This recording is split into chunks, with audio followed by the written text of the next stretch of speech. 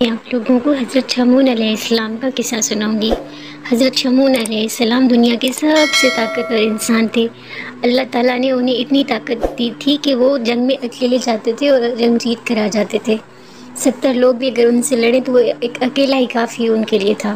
اسی وجہ سے وہاں کا جو بادشاہ تھا وہ بہت پریشان تھا کہ کس طرح حضرت شمعون علیہ السلام کو ہرایا جا سکے، لیکن کبھی بھی ان کو نہ ہرا پاتے۔ 40 جنگیں حضرت شمعون علیہ السلام نے جیتی تھی۔ ایک بار وہاں کے بادشاہ نے حضرت شمعون علیہ السلام کی بیوی کو پیغام بھیجا کہ اگر وہ حضرت شمعون علیہ السلام کو قتل کروانے میں ان کی مدد کرے تو وہ حضرت شمعون علیہ السلام کی بیوی سے شادی کریں گے۔ وہ کم عقل عورت اس بات پہ راضی ہو گئی اور اس نے حضرت شمعون علیہ السلام کو کوئی نشہ آور چیز ڈال کر کھانے میں کھلا دی، جس سے حضرت شمعون علیہ السلام بے ہوش ہو گئے۔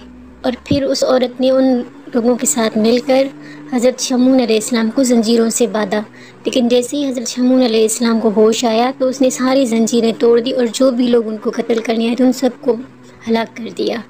پھر بادشاہ کے دماغ میں ایک شیطانی اور چال سوجی۔ اس نے پھر حضرت شمعون علیہ السلام کو پیغام بھیجا کہ اب کی بار ہم ایسی چال چلیں گے کہ حضرت شمعون علیہ السلام چاہ کر بھی نہیں چھڑا سکیں گے۔ پھر انہوں نے کیا کیا کہ حضرت شمعون علیہ السلام کی اس کی بیوی، میں آپ کو بتاتی چلوں کہ جو پہلی بار اس نے حضرت شمعون علیہ السلام کو نشاور چیز ملائی تھی، تب حضرت شمعون علیہ السلام نے اپنی بیوی کو اللہ کی رضا کی خاطر معاف کر دیا تھا اور اسے ایک اور موقع دیا تھا۔